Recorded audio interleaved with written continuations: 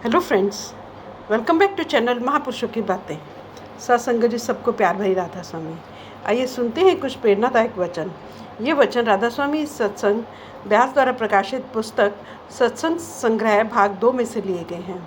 इस पुस्तक के पेज नंबर 54 पर हजूर महाराज चरण सिंह जी फरमाते हैं, हमारी देह एक पिंजरा है जिसमें आत्मा एक तोते के समान है। जिस तरह तोता पिंजरे से प्रेम करके कई प्रकार की बोलियां बोलता है, इसी तरह हमारी आत्मा इस देह में से प्रेम किए बैठी है और कभी दुख की बोली बोलती है, कभी सुख की बोली बोलती है।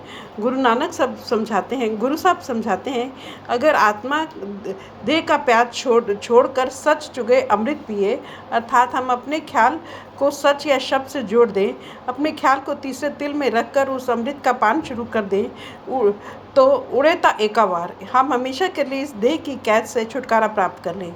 यह देह का प्यार है, दुनिया का प्यार है, जो हमें बार बार देह की कैद में खींच कर ले आता है। आप समझाते हैं कि इस देह का क्या मान करने में लगे हुए हो।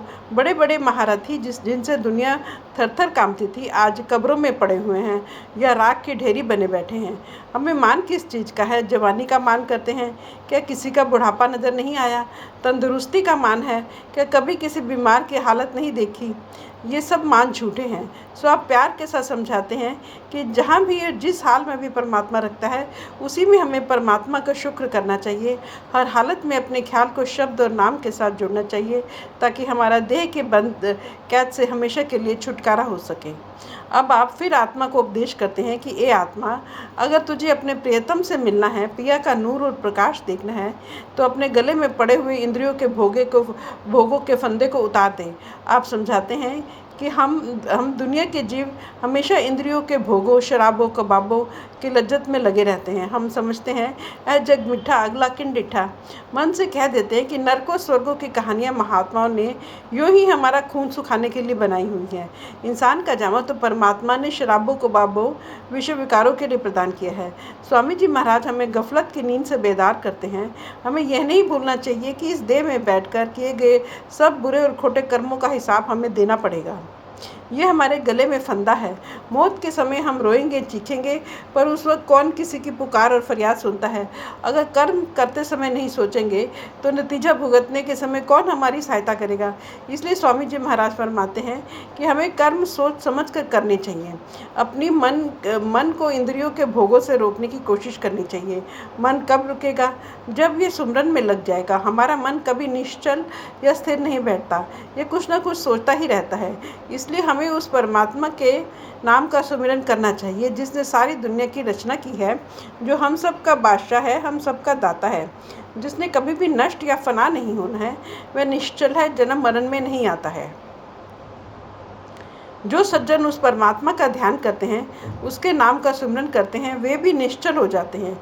वे हमेशा के लिए जन्म मरण के दुखों में से निकल जाते हैं। जब हम अपने मन को सुमिरन में लगा लेंगे, तो यह अपने आप ही भोगों से निकल जाएगा। हमें अपने ख्याल को दुनिया से हटाकर खुद के साथ जोड़ना है। जब मन शब्द के साथ जुड़ जाता है, तो यह अपने आप दुनिया से टूट जाता है। यह सुमिरन ही है जिसके द्वारा हमें अपने ख्याल को पैरों के तलों से निकालकर आंखों के पीछे इकट्ठा करना है। जब तक ख्याल यहाँ इकट्ठा नहीं होता, तब तक वह शब्द और नाम से नहीं जुड़ सकता। हम दुनिया के जीव आमतौर पर सुमिरन करने की कोशिश ही नहीं करते, न ही शब्द को सुनने की कोशिश करते हैं। ख्याल हमारा सिमटता नहीं, जिसके कारण ना तो हम उस शब्द का स्वाद ले सकते हैं और ना ही शब्द हमें अपनी ओर खींचता है। सवेरे उठकर सबसे पहले 2.5 घंटे सुमिरन को देने चाहिए। जब हम गाड़ियों या बसों में सफ़र करते हैं, मन क्या क्या दलीलें नहीं करता, क्या क्या बातें नहीं सोचता।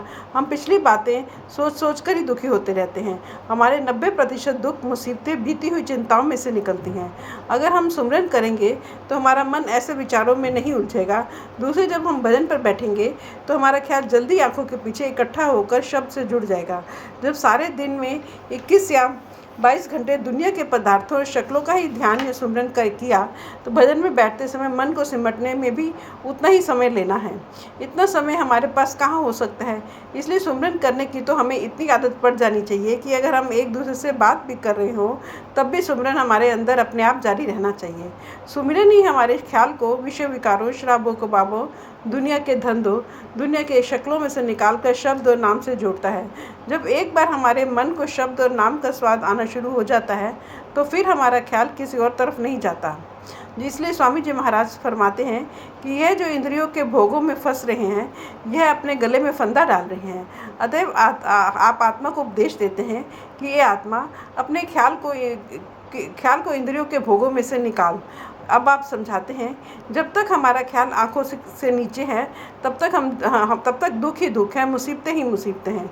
ये जो थोड़े बहुत सुख नज़र आते हैं, समय पाकर इन्हें भी मुसीबतों में बदल जाना है।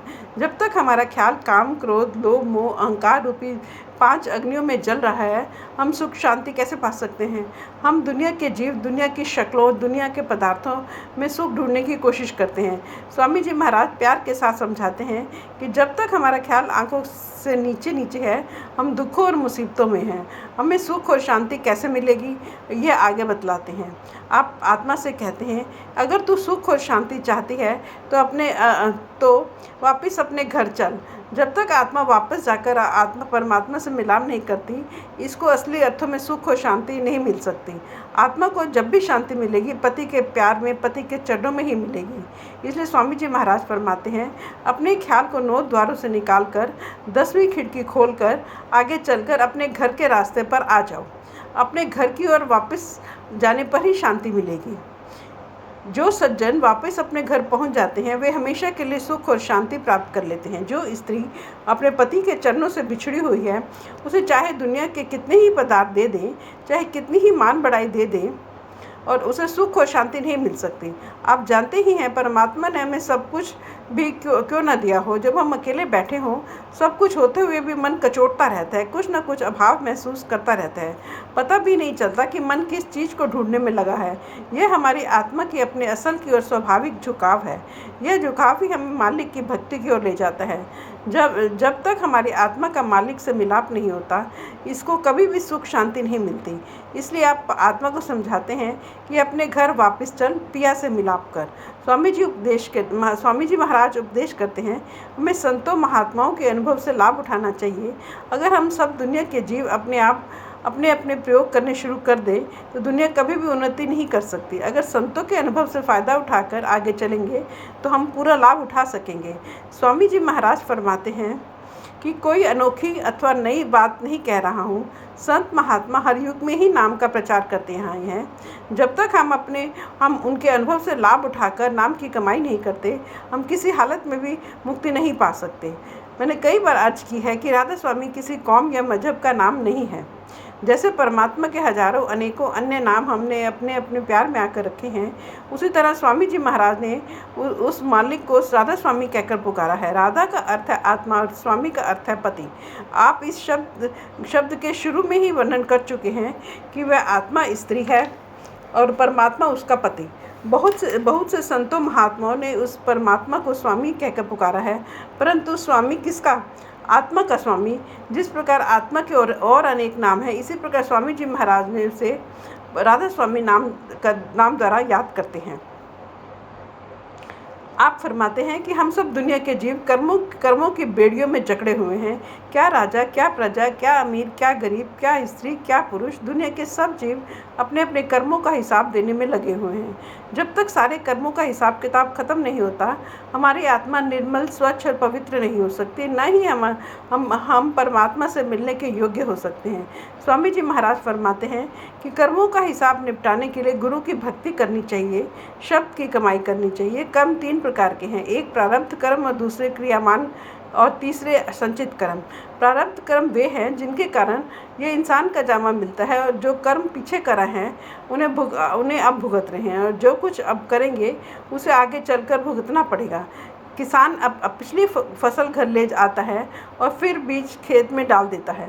जो प्रारब्ध कर्म है जिनके कारण इंसान का जामा मिला है, ये हमें देह में बैठकर भुगत लेने हैं। मालिक की मौज या भाना समझकर उनका हिसाब भुगत लेना है। भाने में रहने का अर्थ है कि हम अपने प्रारब्ध कर्मों का हिसाब खुशी खुशी चुका दें। अगर आगे मालिक की भक्ति करेंगे तो हमसे ऐसे कोई बुरा खोटा कर्म नहीं होगा जिसका नतीजा भोगने के लिए हमें देह के कैद में आना पड़े। इस प्रकार हम नए या क्रियमान कर्मों से बच जाएंगे। जो हमारे संचित कर्म हैं वे पिछले जन्मों में इकट्ठे हुए हैं। उन्हें नष्ट करने का एक ही तरीका है, एक ही साधन है, वह ये है हम शब्द और नाम की कमाई करें। जब हमारे तीनों प्रकार के कर्म नष्ट हो जाते हैं तो हमारी आत्मा स्वच्छ, निर्मल और पवित्र हो जाती है, अपने असल में मिलने के योग्य बन जाती है। इसलिए स्वामी जी महाराज हमें प्यार के साथ समझाते हैं कि हमें मालिक की भक्ति करनी चाहिए, नाम और शब्द की कमाई करनी चाहिए। जब तक आत्मा स्वच्छ, निर्मल और पवित्र नहीं होती, ये कभी भी अपने असल, अपने मूल के मिलने योग्य नहीं हो सकती। Thank you.